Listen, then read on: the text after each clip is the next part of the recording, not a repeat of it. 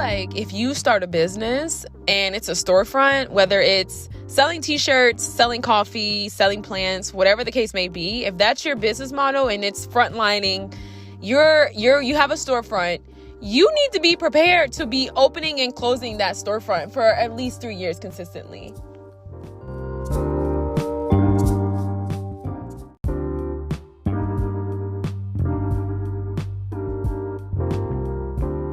Welcome back to the Renaissance Room podcast. And in today's episode, we're going to be talking a little bit about business. Okay. So you guys know, if you don't know, if you do know, you've been following me for a while, which honestly, when I feel like I have loyal, supporters, I feel like a lot of people who like my work and what I do and what I'm about are loyalists. I feel like the people that I do have that listen and are subscribed on Spotify, which if you're not, go ahead, follow us on Spotify.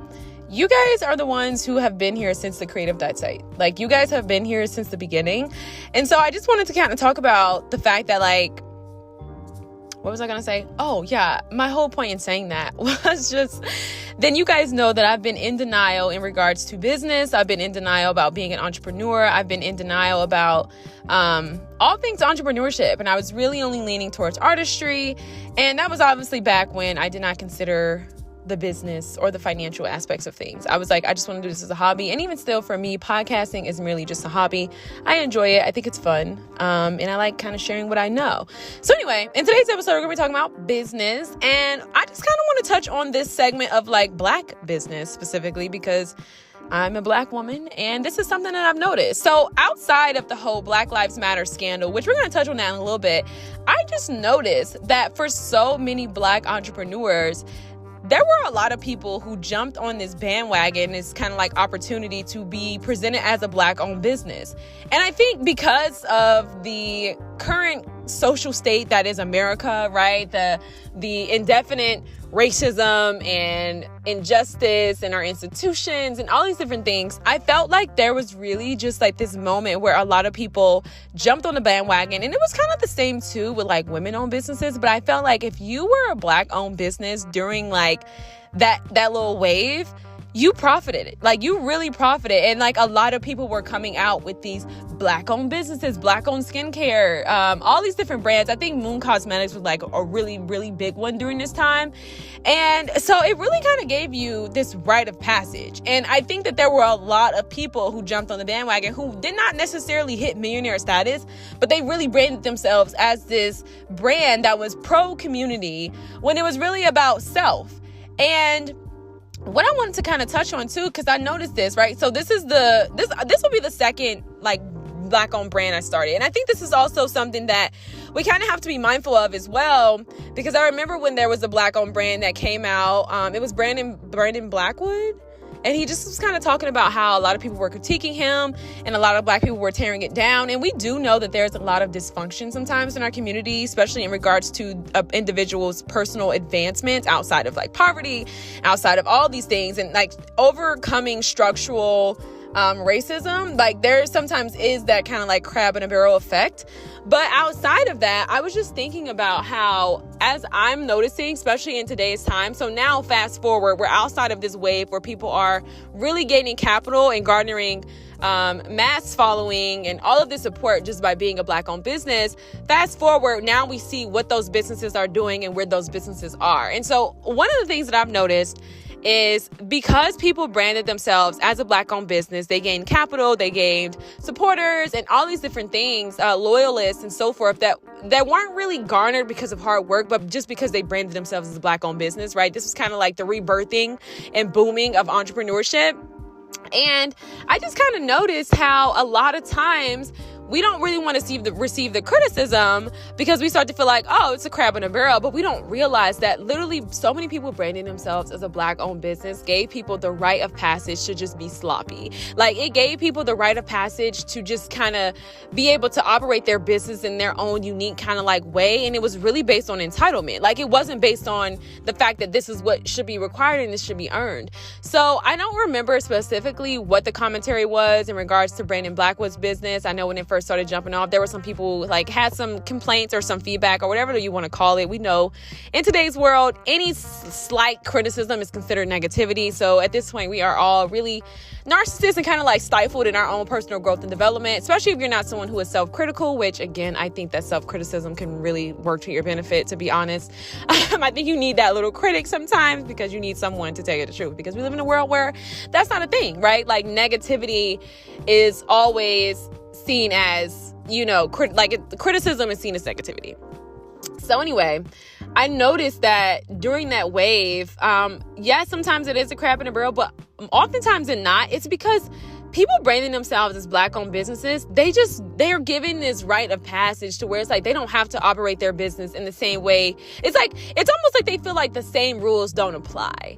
And I just think about how dangerous that is. One, for the growth of business, but two, just for business in general. Like, I just feel like so many Black-owned brands feel like they don't have to be open on Monday because why not, right? Like, this is my business. I do whatever I want. Like, the hours literally be like, Monday, it'd be like closed Monday, open Tuesday through Thursday, 11 to 3 p.m., Friday, 2 to 6. Like, what? And so one of the things that I think that so many frontward facing storefronts, people in general, need to realize, when you start a business, you need to be prepared to be on the front lines every day. I don't care, Monday through Friday, Monday through Saturday, that's your job. That is your job. This is now your job.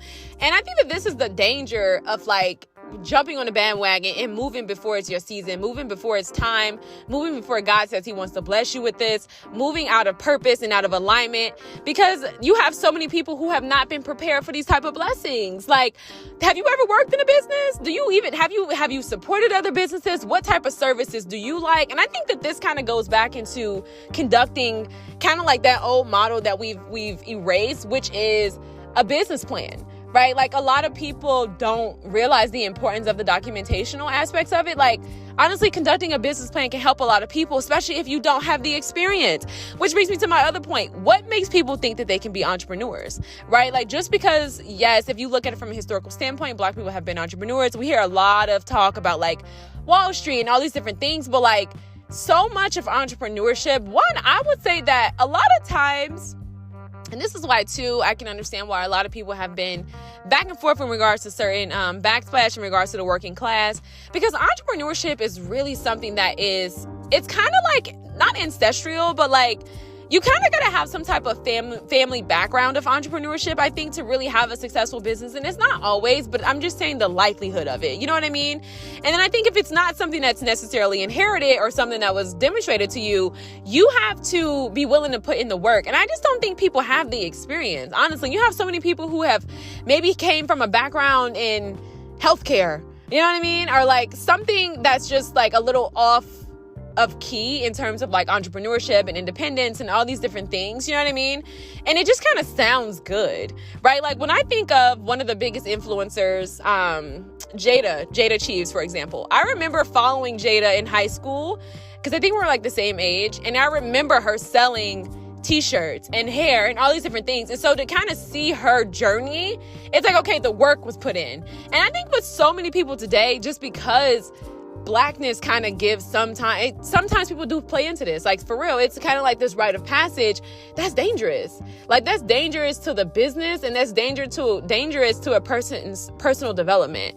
Another thing I've noticed too with so many people, especially today, being that exposure, right? Like, I was actually listening to this guy. I don't know who said this, and it could have been Ralph Emerson or Ralph Waldo, one of the like great white entrepreneurs, businessmen, or whatever. They just kind of talked about how when it comes to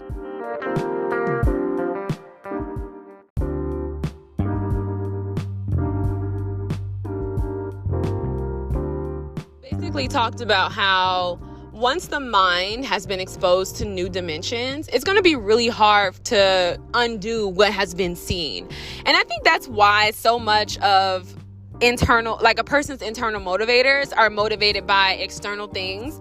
And so I noticed, so I was listening to the Sisters podcast, and they explained this so perfectly, but they basically were just talking about capitalism. And what it does is it kind of feeds you this idea that you need more.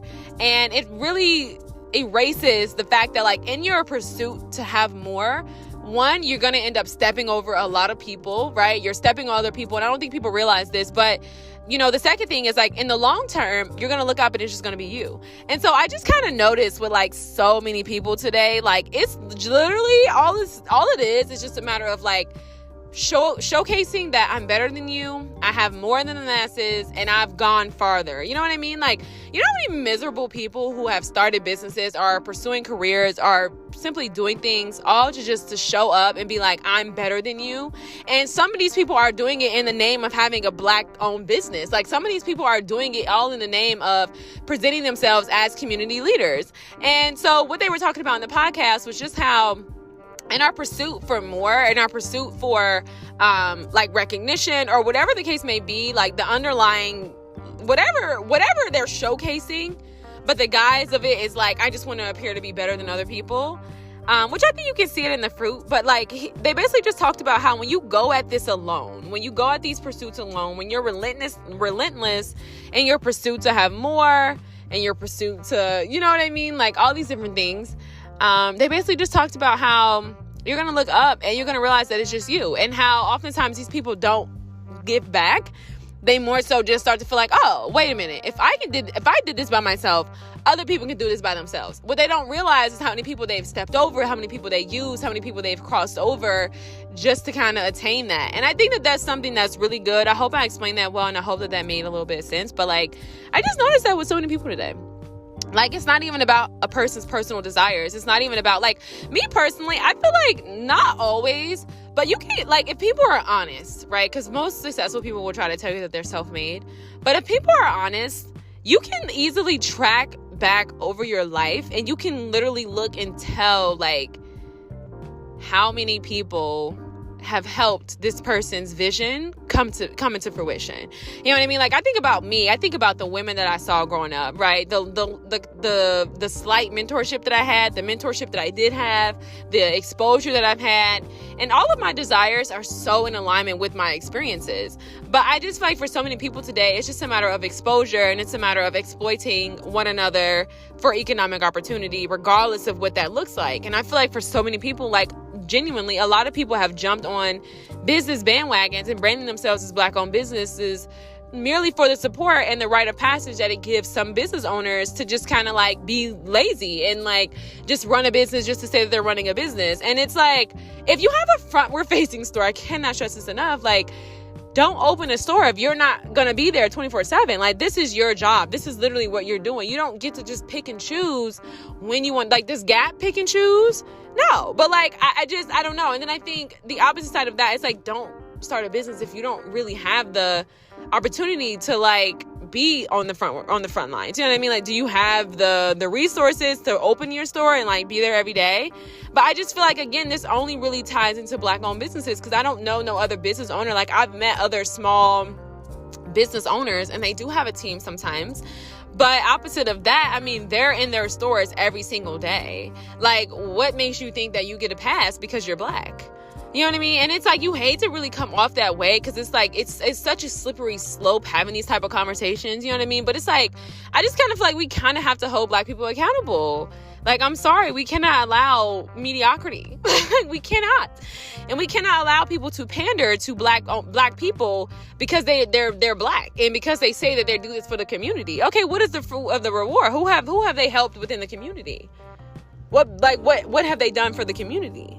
You see what I'm saying? And I think a lot of times people kind of fall into this trap, especially in terms of entertainment. Like, a lot of people think like, oh, okay, I'm in the entertainment business and I'm doing this thing for Black people. Like, okay, wait, but like, we've seen that rap is no longer conscious. So like, what are you really, you know what I mean? Like, what are you really doing?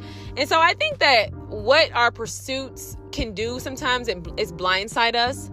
I think when you lock in on that tunnel vision, it can be very blinding. I think sometimes the message can be insightful and it can be inspiring depending on who you're speaking to, depending on if you're mature enough to engage and really understand like what this person is saying. If you're not necessarily idolizing their image or their possessions and all those things, which again, that goes back to kind of like being a slippery slope, then I think that it can be meaningful to hear from certain people. But all in all, vision can make us very blindsided, and we can lose sight of why we started. And I think when you fast track something and you go really fast, or you go alone and you do things all in your own strength, I've just noticed a lot of people who've taken that path, they're so out of touch with reality. You know what I mean? Like they're just so out of touch, just period. Like, and I feel like that's just like probably one of the most interesting things. So I don't know. I just wanted to get on here and say that though. Like, if you have a Black owned business, you just have a business. Like, you just have a business and you need to run it as such. You know what I mean? Like, having a Black owned business does not make anyone entitled to like anything. You know what I mean? Like, you still need to run your business efficiently and as effectively, period. You know, like, you don't get to just kind of ride the wave of something, and you don't deserve support if you're not willing to pour into your business. People are going to support you as much as you support you to an extent. And how are people going to support you if you're not even showing up to work? If today the store is open, tomorrow it's closed, today it's open from 11, like, no. What are normal business hours for most businesses across the board? Okay, then you need to fall in line with that. You don't get a pass because it's a Black-owned business. No. And I just think it's a really sad thing to see. And again, because so many people are pandering, that's another element. You know what I mean? So I don't know. I think there's just a lot to really unpack here with these conversations. But one thing I know is you need to run your business like everybody else. Like, you need to be just as professional.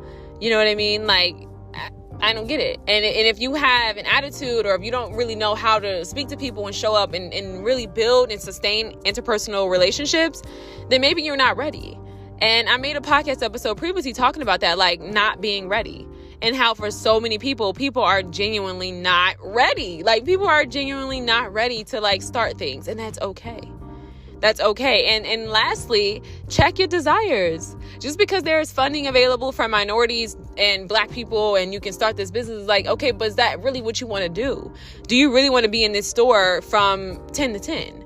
You know what I mean? Do you really want to be in this store from like 9 to 8? Like, that's 12 hours. Like, do you really want to do this day in, day out for the next 3 years? You know what I mean? For the next 5 years?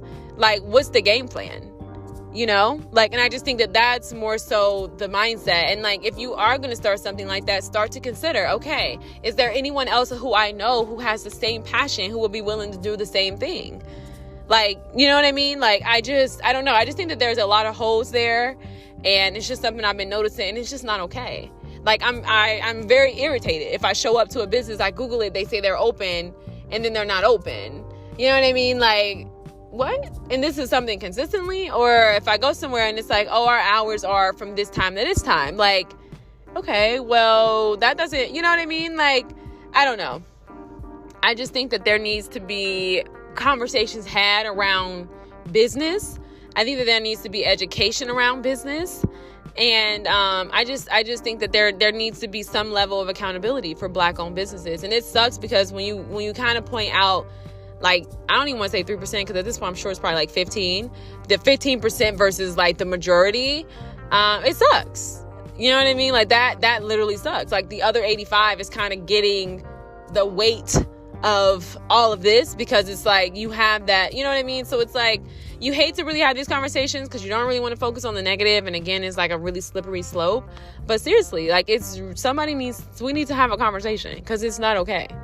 Like, it's absolutely not okay. Like, so why are you in business if you don't have the resources, if you don't have the means? You know what I mean? Like, I think too often, like, people just jump up and start things, but they don't have anyone. Okay, so who's going to work these days? Who's going to work those days? How is this going to work? Do we have a funding funnel so that I can be here Monday through Friday? You know what I mean? Like, you can't expect people to just kind of come up and like support a business when you may not have the wages to pay them. Like, can you allocate $30,000 a year? Can you allocate $40,000 a year to have someone who's here every day, or the days that you don't want to be here? Probably not. So like, you need to kind of reevaluate like what you're doing. And maybe storefront is not your thing. Maybe you need to have a food truck, or you see what I'm saying? But I think because we've got so far away from starting small, and everything is about being over the top and large, and this is how you kind of showed people that like you've made it, and you know what I mean? Like, because it just becomes about all these other things other than the business and the health and the sustainability of the business, then this is what it becomes. I've met business owners who have been much older, who have forefronts. I mean, these are women that I've met in their 40s. I've met a black woman. She started when she was like 20 something, and she started very, very small. And like, even still, like, you know what I mean? Like, it wasn't anything like that. Like, she was still working for someone else. She just was like store manager, or like she was working here in high school. And then, you know what I mean? Like, and I just think that we've shortcutted ourselves so much. And I think a big part of this too kind of ties to the fact that you have a lot of older people. So people in their late 30s, 40s and so forth, kind of like in this space where I think Gen Z, because I made a podcast episode, it is available only through the subscription service. So make sure you click the link to subscribe and get some of that exclusive content. But I feel like you have the younger generation who's come and like they're doing all these things, and you're like, oh my gosh, I feel like I'm missing out. Like, there are 25-year-olds, quote unquote 25 years old, or you know what I mean? And I put this in like quotation marks because I feel like Instagram is just, it's not real. But like, you think, so you kind of have this belief that, oh my God, all these young kids are making all this money and they're super young. Like, I need to get on the bandwagon. And so it's like, you just kind of start doing things because you feel like age, again, is a rite of passage. And it's like, no, like, work ethic is a rite of passage. Like, you need to be putting in the work, period. What have you done over the last X, Y, and Z? And it's like, even still with community members, right? Like, where is the paper trail? And I think that that's kind of where we missed out. Like, we don't do that anymore. Like, where is the paper trail? Like, where has this person been advocating for black people and doing things for the black community? Or do we just have someone who like springs up on YouTube and they talk about this pro-blackness, and then they start to twist it and the money gets involved, and then there's capitalism, and then there's this facet of like, there is only me and I'm self-made, and then it starts to be exploitative. Like, you know what I mean? Like, I think we just kind of have to stop supporting people based off the fact that the color of their skin. Like, period. Like, I think that you support someone because you feel like, okay, this is a good person. You know what I mean? You support someone because this business and what they're about, their values align. This person has character. You know what I mean? Like, you don't just support people because it's like, oh, they deserve it. You know what I mean? Like, no. Like, and this goes for any other brand. Like, if designers are out here blatantly making racist statements, if there are fashion shows, there are global fashion shows held in Paris at the whoa, I just said like some Spanish, but I don't care, you know what I mean. But seriously, like, I don't know any French, but seriously, like, if you are looking at people and they have these huge fashion shows, these brands, and you know they have like racist things going on, you have people coming out left and right on YouTube talking about how working for them was the worst experience in their lives, you should probably go like, okay, why are we supporting them? Do they deserve your support? Like, you know what I mean? So I think that really needs to be the thing. Like, what is the person's background? There's this content creator that I really like. It's Erin on Demand. I love her content. Like, she's dope. And she has a paper trail. Like, she's worked in this field of digital marketing and media and so forth. And I was really, I can't say grateful because I don't really know her, but her story is inspiring, and just seeing her work ethic and like her overall progression with her business and everything was really inspiring. She showcased it a little bit, like, you know, kind of like on YouTube or whatever. That was inspiring, you know, and it's like, okay, this makes sense. And I just think that too many people are doing things based on personal self-proclamation and just the overall rite of passage that social media gives. And like, a lot of times people kind of pander and just all these different things. Like, it's just not really based on authenticity anymore. You know, like, does that make sense for you? Is that, like, you know what I mean? Like, where is the paper trail? Like, okay, we have someone emerging saying like, oh, okay, I'm this new community leader, or, oh, I'm this entrepreneur and I'm selling skincare. Okay, where's the paper trail? Has this person worked in any industry of esthetician? Do they have a background where they've been hooking up their families? Are they, like, you know what I mean? Like, where is the paper trail? And that's the thing. Like, people aren't putting in the work, and that's because you don't have to no more. And this all started with I keep saying that, Robert Kiyosaki. This all started with The Rich Dad, Poor Dad. You know, a lot of people probably didn't even read that book, or they might have, because it was such a short read. And he really popped up at the time where the real estate industry was like, quote unquote, booming, and it looked easy, and people were talking about how they're making, you know what I mean? This was shortly after the Grant Cardone 10X era. And a lot of people jumped on bandwagon, and they just kind of felt like, okay, cool. But it's like, again, like, okay, where, you know what I mean?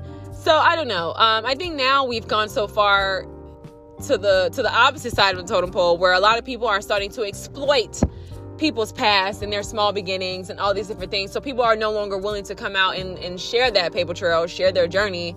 So it's just, I don't know, you guys, we've gone from one pendulum to the other, and I just think that it's a conversation that needed to be had. So I had to get on here and talk about it. I really did, because I'm seeing it. It's not okay. It's not okay. And I just think it's just a conversation that sincerely needs to be had. And not really sure where we go from here and what's the next move and but I just think it's definitely time to garner this sense of awareness, because I think we're moving towards this culture, and I think if anything, we're seeing the byproduct of a culture that believes in working smart and not hard, which was really given to us by the rich, by rich people who have had historic and familial and ancestral wealth due to slave labor. And so it's you start looking at people who own huge corporations like Foot Locker, or you know what I mean? You have these huge family, this family lineage of wealth, and you have people coming out telling you how to make money and how to do it smarter and faster, when that's, you know what I mean? And again, there's the missing link, which was the paper trail. And I think it just feels good for some rich people to come out and have these conversations and try to inspire those of the lower working class, or just working class in general, because there's this need for relatability, right? People are getting to a point where they're like, oh my gosh, it no longer really feels good to just be wealthy and it's just me, right? So what they're trying to do is build some type of relation. We kind of seen this with the Kim Kardashian Skims brand, and how she kind of tried or even with the Kanye West brand, even though I think Kanye is unique in his own right, and I'm not really saying this in a negative way, but just kind of creating clothing brands based on a homeless aesthetic, you know what I mean? Based on an incarcerated aesthetic. And so it's just right?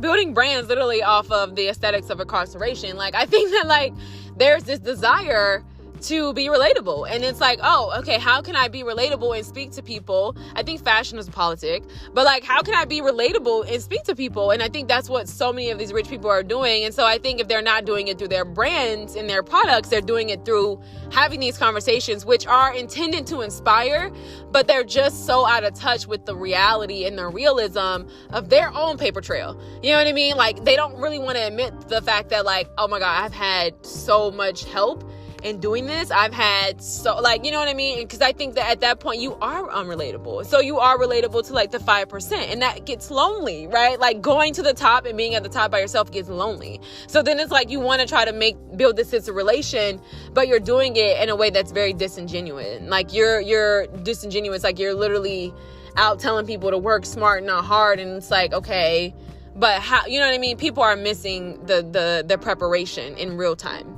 So you have people who get to certain points in their lives where the businesses are failing and they're not thriving and they're not growing, because everyone here wants to see them win. And when you want to see people win, sometimes you don't really want to criticize, especially when you have the awareness and you are aware of how structural racism and institutionalized racism is affecting so many people. So there's no room for constructive criticism. You know what I mean? So I don't know. I think that that's something to really think about. I think that is something that we have to consider. I think there's absolutely nothing wrong with not being a business owner. And I think there's nothing wrong with deciding to be a business owner, but also making sure that you're doing the work and you're putting in the research and you're just kind of taking your time. There's nothing wrong with growing slow. There's nothing wrong with going together, right? And there's nothing wrong with not choosing to support a brand because of whatever this brand is selling you. People have gone so far with marketing that it's no longer about the person. The person is a commodity. The person is the dollar sign. You know what I mean? So I think that advertising and social media and all, it's just gone too far. So it's no longer about you. It's about speaking to you in a way in which you can buy and support my product and my business. So the lack of personalization and genuine care, right? Empathy that is typically built over time and cultivated through experience is no longer a requirement, right? You no longer need that anymore, because now it's a matter of why work hard when you can work smart. And I've seen so many people not just take that ideology from rich people, but a lot of people feel like they have to do that to be successful. And I think there's definitely something said in regards to worldly wisdom. And this is going to be obviously coming from a Christian and biblical standpoint, but there's really something said about it, because there really is it just doesn't make sense. You know what I mean? It doesn't make sense. And what works for one person doesn't work for you. Like, it's not really rooted on a firm foundation. It's not sustainable. And so there's a danger. There's danger in regards to that. So yeah, all in all, follow God's will for your life. You'll know if God wants you to start a business. You know what I mean? And you'll look at your life and you'll see where you have areas to grow. He'll give you the wisdom and the discernment to see, okay, where do you need to touch up? He will send people to help you. And I think overall, like, it's one thing to have your own desires, that's your own desires. But there's one thing about walking in purpose and doing what it is that God called you to do. And I think when you do the latter, like when you do what it is that God is calling you to do and you build God's dream and you fulfill God's purpose in your life, He's going to provide you the resources that you need. And He's going to make sure that you're prepared for it. So if you are starting a business based on your own desire and you don't even have people to come and work the business and you don't have the hours or the resources, it's probably very clear that you're doing this in your own will. God is such a good God that He will never give you something and like tell you to do something without providing for you. So like if you have a business and you can't keep the business open, 9 times out of 10 it's probably because it's not God's will for you to be doing that. And I don't think we realize that, because I think we just kind of live in a culture now where we're overexposed and we want to feel like we are somebody, because at this point human decency, love, care, affection, and attention, just overall human interaction has become so commodified that it's like a ticket to entry, right? It's no longer a human decency. It's no longer a basic human right, but more so like a price to pay for love and affection and just like overall respect. You know what I mean? It used to just be a given because you were alive and you have breath in your body and you're a human being. But now it's like, oh no, it's a price for that. Like the price just went up, So I think when everything becomes transactional, it can be really hard to kind of fall away from God's will and God's plans for your life. And you can always see that again in the fruits of your labor. Like, is God helping you? Is He aiding you? Or is this something that you're doing on your own time where you have to cut corners and you have to gas yourself up in this state of like self-delusion, you know what I mean? Which I personally still think to this day leads to some form of like a mental illness, which is some sort of like psychosis. Then you're gonna find yourself in some really, really messed up situations, because like it was never God ordained for you to do that. So it's important not to listen to other people in regards to certain things. Like God will definitely guide you 100%. And I think that even for myself, like always being obedient and heeding to God's voice and prayerful and intentional about what I'm praying and what I'm asking for. Like I remember when I first started asking, what is my purpose? Like I remember I heard this pastor say, if you ask God for your purpose, He'll give it to you. He'll reveal it to you within like 6 months. And it wasn't like one of these prosperity gospel messages. It was literally a whole sermon. It was like a snippet, but it was something I heard that spoke to me. And I remember praying that prayer and then just waiting. You know what I mean? Like I wasn't praying every day. Like, God tells us don't be like the Pharisees, keep praying and praying and like using all these words, because He says that He already knows what you need before you ask Him.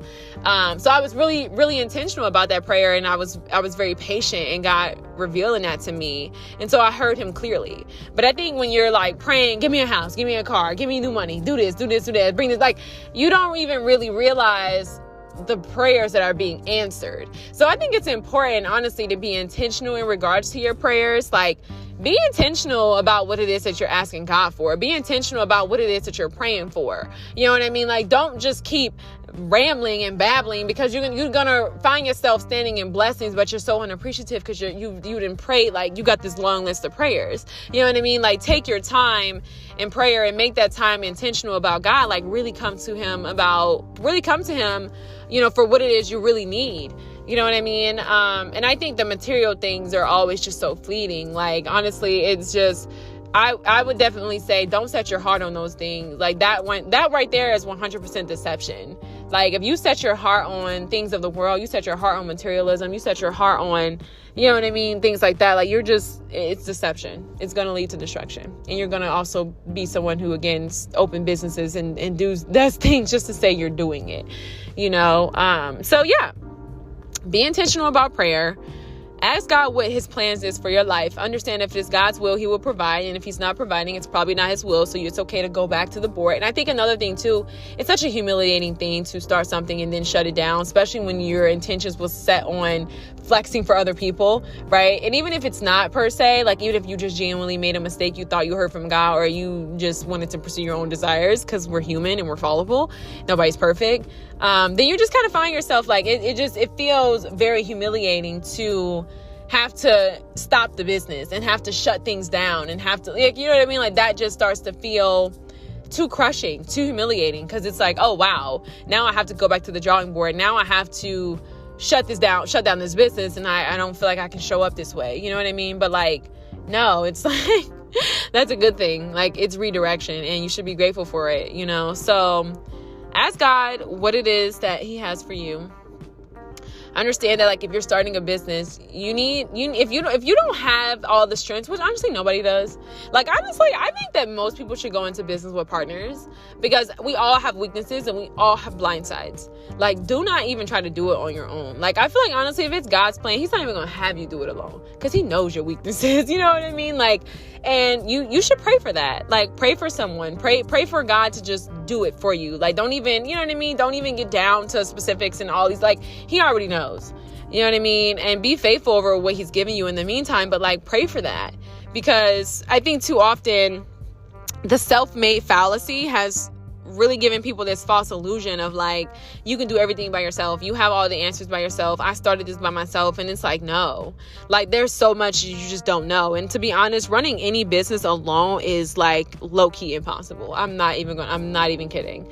Like, unless you're selling ebooks and like documents or something, like, it's literally impossible. Like, if it's not entirely web-based, I can't even say that, because like, honestly, depending on what it is, it's not easy. So don't believe in the self-made fallacy. Don't believe in doing everything by yourself fallacy. Like, it's just not possible. I literally burnt myself out. I'm not even kidding. Like, I literally had mental exhaustion to the point of like, everything was breaking down, like health breaking down, everything. And it's like, all for what? Because I'm trying to be this self-made, I can do it all, but like, you know what I mean? Losing people that I love along the way, cutting people off, feeling like this is what I got to do to get ahead. You know what I mean? Losing people that I really loved, underappreciating people that was in my life during that season. You know what I mean? Like, having that mentality of like, oh, how can this be you know what I mean? Coming at everything from this quote unquote business, transactional, mutualistic, you know what I mean? Kind of like standpoint, when it's really just all rooted in like that pursuit for stuff. So like, don't do that to yourself. I talked about this on YouTube, but like, seriously, getting to a point where you just allow yourself to be. And if people consider that ordinary or whatever the case may be, let it be that. I think that the social media false proximity to celebrities and celebrityism has created this false sense of belief with so many people that they have to be famous. Like, I really feel like waking up and seeing, you know, certain celebrities eat avocado toast gave people this belief that like, oh, if this celebrity eats avocado toast and I see their Instagram story, and I'm eating avocado toast, then we're in the same bracket. Not realizing that, like, honestly, we're light years away. Like, it's not the same type of lifestyle. It is not the same. It is, you know, them posting their vacation is not the same as you, but like, you know what I mean? And I think that that's kind of what social media did. And so I think when you have that level of exposure and that false sense of proximity, then people start to reach for the stars, and they don't even realize what they're reaching for. Nor do they realize that they weren't even equipped to carry those blessings. I think that's why we also have the anxiety, depression within so many people, because it's like, you're trying to pursue a life that you're not graced for. You're not anointed for that. Like, I had to be real with myself. There were certain things I was trying to do, but I did not have the anointing. I just didn't. Like, I was burned out. I was exhausted. I didn't have no peace. I'm like, okay, this is not for me. Even though I'm passionate about this, even though I feel like I can do this, because in my mind, I think I'm capable, and I think that's a good thing, right? Like, confidence is a good thing. But like, I'm not graced for this. This is not what I'm trying to carry. This is not my cross to carry. That's not what God has for me. So like, let me go ahead and let this go and get in alignment. And what did he do? He restored my peace. So it's important to know that.